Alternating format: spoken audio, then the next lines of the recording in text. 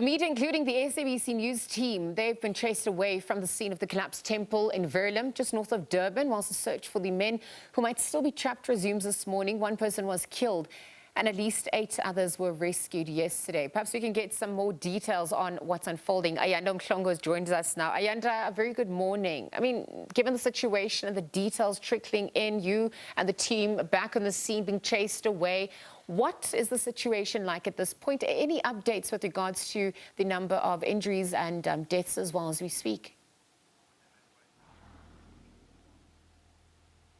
A very good morning to you and good morning to our viewers. Yeah, unfortunate turn of events this morning. Of course, yesterday after the media and specifically the SABC following the incident, we were able to get access at least to the site and we were able to report from the site. But on arrival this morning, the media were initially moved away by the police to just a couple of meters away from the site, giving us just a slight vantage point we could from where we were.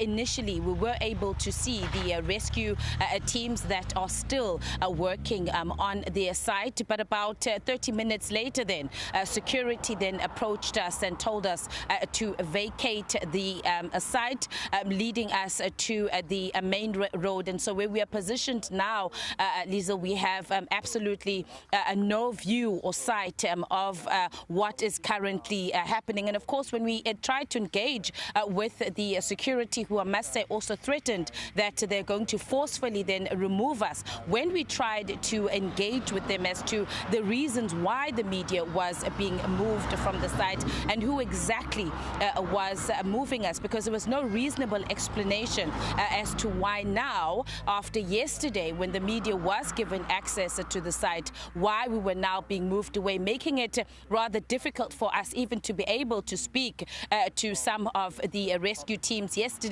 Because of the access that we had and the proximity of where we were to the site, we were then able to pull the teams and get a regular update from the rescue teams on site in terms of what was happening. But from the morning, Elisa, what we can say, and this is what we were able just to get when we were speaking of the phone with some of the rescue teams, in particular from IPSS, is that, of course, last night the search had to be called off around 10 p.m. It resumed this morning, just after around 5 a.m.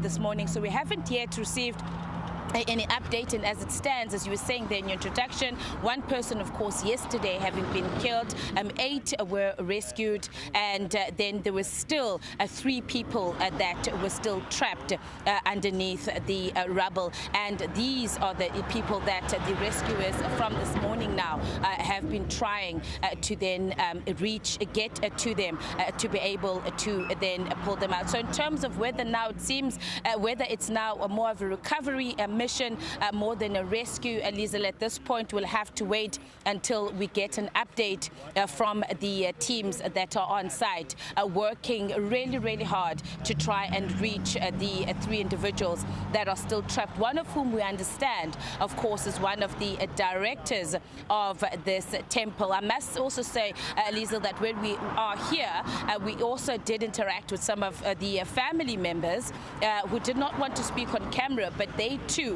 like the media, saying that some of their family members are amongst those that are trapped under the rubble, and of course they have not themselves been given access to the site. Of course, we can also report that around 1 o'clock today we are expecting the Minister of Public Works and Infrastructure, Dean McPherson, accompanied by provincial officials. That'll be the MEC for Cooperative Governance and Traditional Affairs, Reverend Thulasizwe Buthelezi, as well as officials from the construction industry.